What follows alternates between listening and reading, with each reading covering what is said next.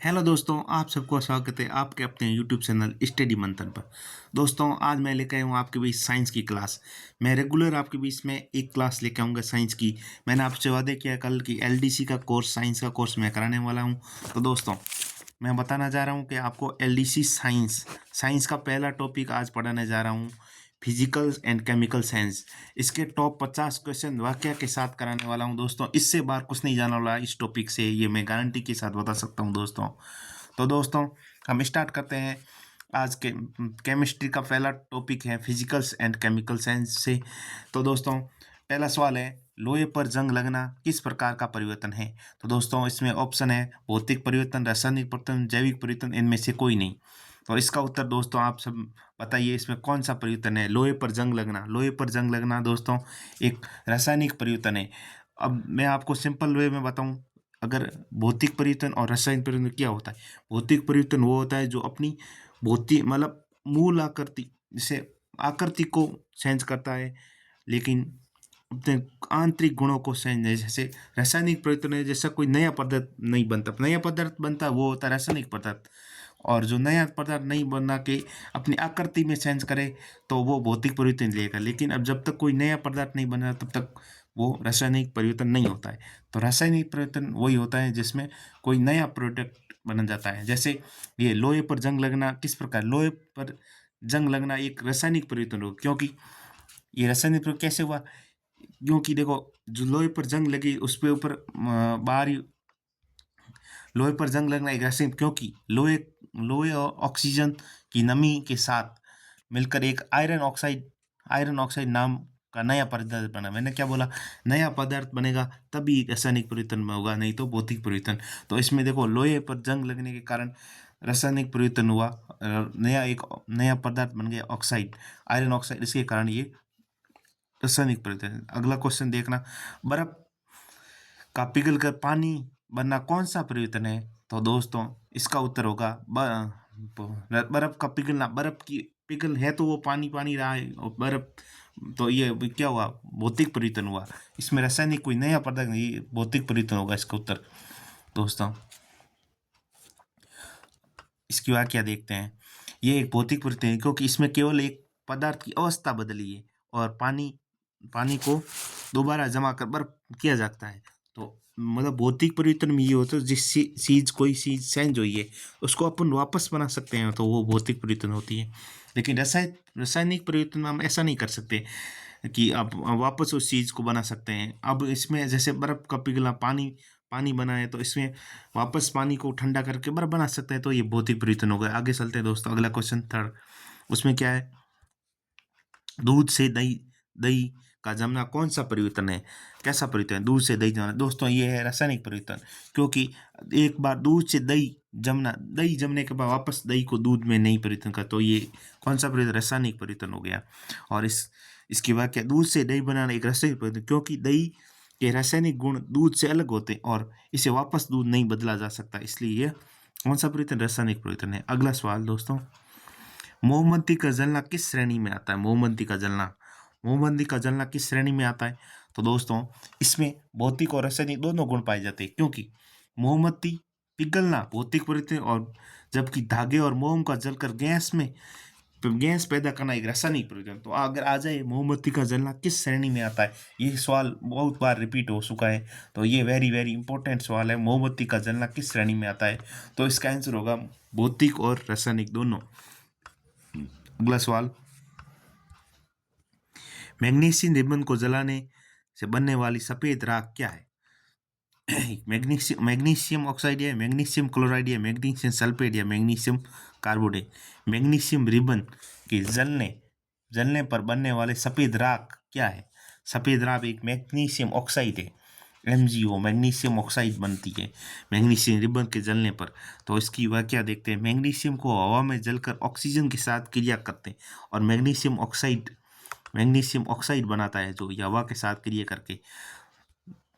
अगला सवाल, तांबे के बर्तन हरे रंग की परत जमना क्या कहलाता है? दोस्तों, इस सवाल का उत्तर दीजिए। तांबे की बर्तन पर हरे रंग की परत जमना क्या कहलाता है? तो इसका उत्तर होगा दोस्तों, आप क्या क्या उत्तर दो कमेंट बॉक्स में, इसका उत्तर जानना है। इसका उत्तर होगा दोस्तों संचारण, मतलब कोरेशन। इसका उत्तर ऑप्शन नंबर बी है।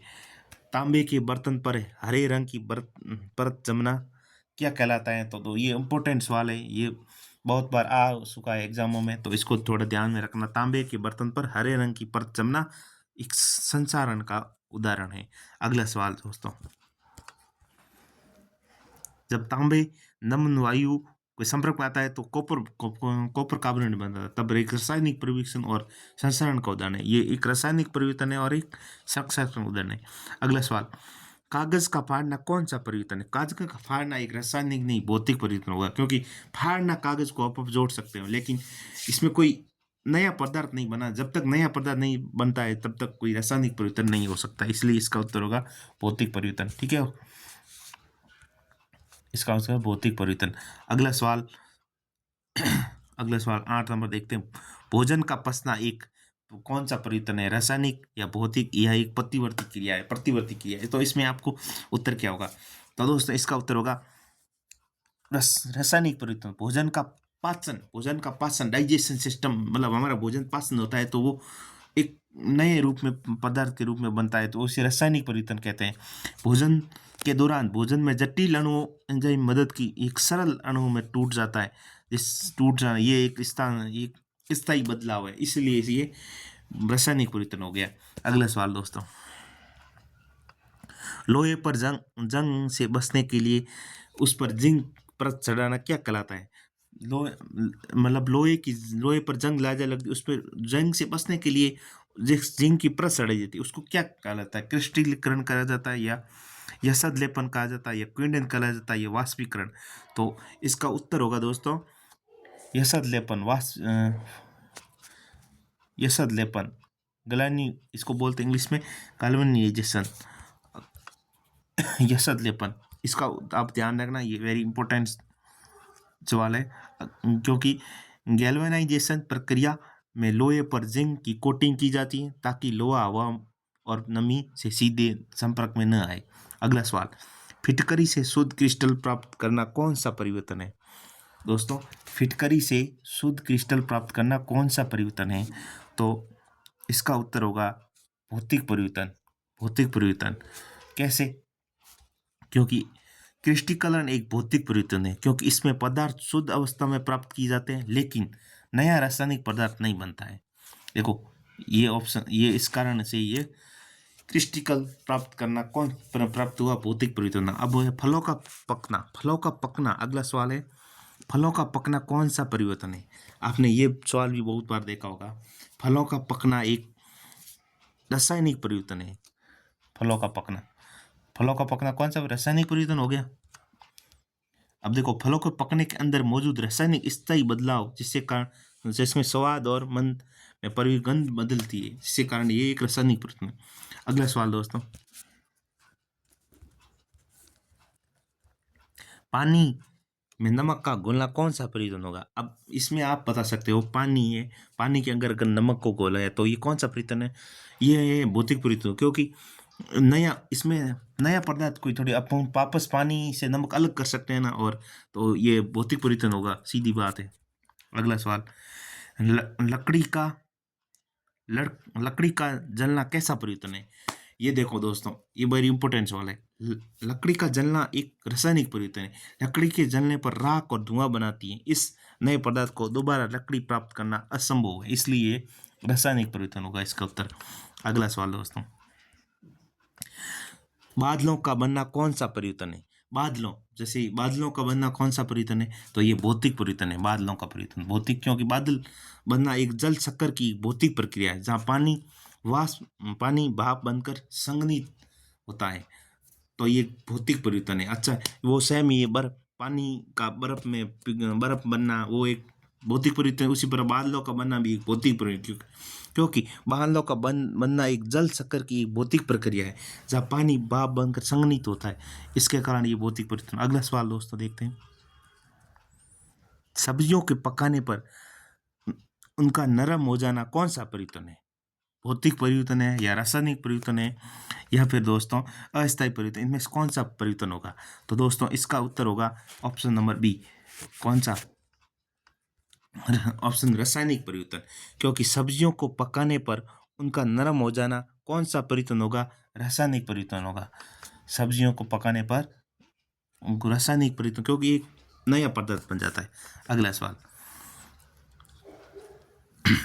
पेंसिल का टूटना किस प्रकार का परिवर्तन है? दोस्तों ये सवाल बताइए, पेंसिल का टूटना किस प्रकार का परिवर्तन है?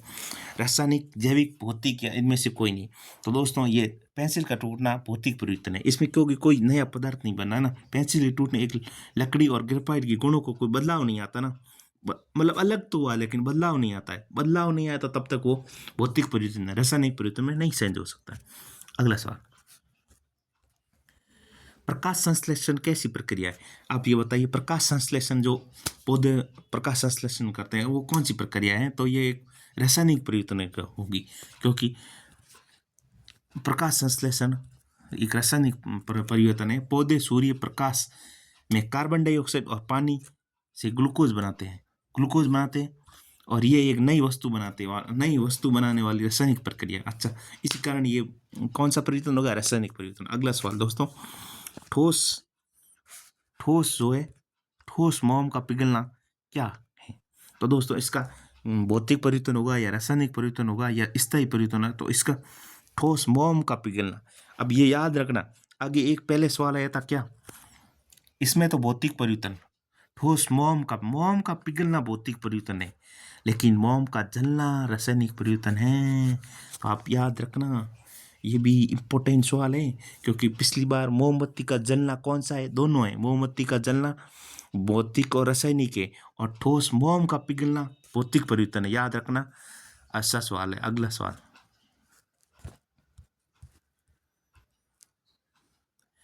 कोयले का जलना किस प्रकार का परिवर्तन है? दोस्तों कोयले का जलना किस प्रकार का परिवर्तन है? कोयले का जलना एक रासायनिक परिवर्तन होगा। आप कोयले को जलते हुए देखा, धुआं निकलता है, और उस धुएं से अपन ज़्यादा धुआं निकलता है, तो वो कौन सा होता है? कोयला, अलग अलग एंथ्रोसाइड, विटामिन्स कोयला होता है ना। तो आप कोयलों का जलना किस प्रकार का परिवर्तन है? कोयला का जलना एक रासायनिक परिवर्तन। कौन सा रासायनिक परिवर्तन? ऑप्शन नंबर बी इसका राइट होगा। कोयले का जलना एक कार्बन डाइऑक्साइड को पैदा करता है और इसे कोयले में नहीं बदला जा सकता है। अच्छा, राख पैदा करता है, मतलब ये राख पैदा करता है, कोयले में नहीं बदला जा सकता। ओजोन परत का अपघटन कौन सा परिवर्तन है? दोस्तों ओजोन परत का अपघटन कौन सा परिवर्तन है? ओजोन भौतिक है, रासायनिक है, भौतिक परिवर्तन दोनों है या कोई नहीं? तो ओजोन परत ओजोन परत के अपघटन कौन सा परिवर्तन है? तो ये है रासायनिक परिवर्तन, क्योंकि ओजोन में O3 जब ऑक्सीजन O2 से टूटती है तो अणु में बदल जाता है। ये महत्वपूर्ण रासायनिक, याद रखना, ये इंपॉर्टेंट सवाल है। ओजोन परत का अपघटन कौन सा परिवर्तन है? जब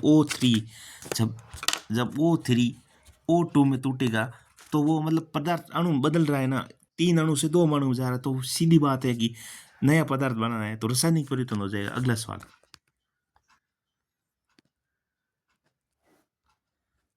कांच के गिलास का टूटना, वेरी इंपॉर्टेंट सवाल है। कांच का गिलास का टूटना, कोई कांच की गिलास है उसका टूटना कौन सा परिवर्तन होगा?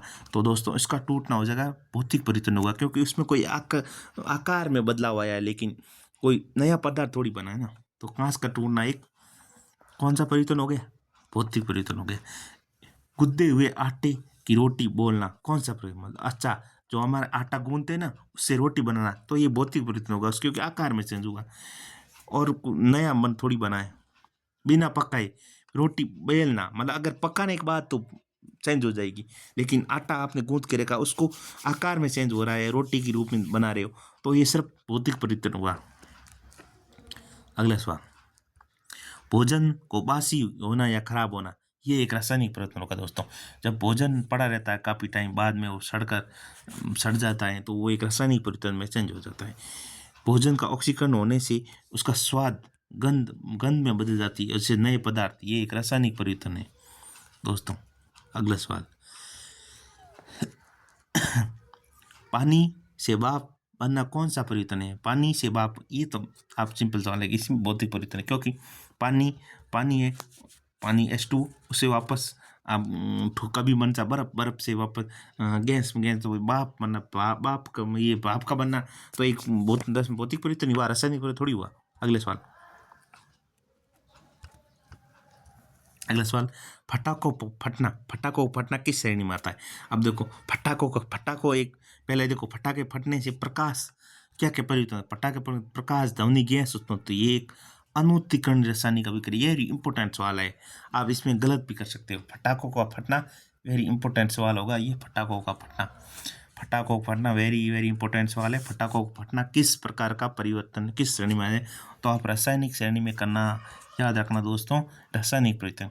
तो आज के ये थे इंपॉर्टेंट सवाल 25। आगे हम इसी तरह हर टॉपिक से 25, 30, 50 सवाल जितने अच्छे लगेंगे वो लेके आते रहूँगा। तो दोस्तों मेरे चैनल को सब्सक्राइब करिए और लोगों को शेयर करिए, और वीडियो आते रहेंगे। स्टडी मंथन को सब्सक्राइब करिए। धन्यवाद दोस्तों, आपका दिन शुभ रहे।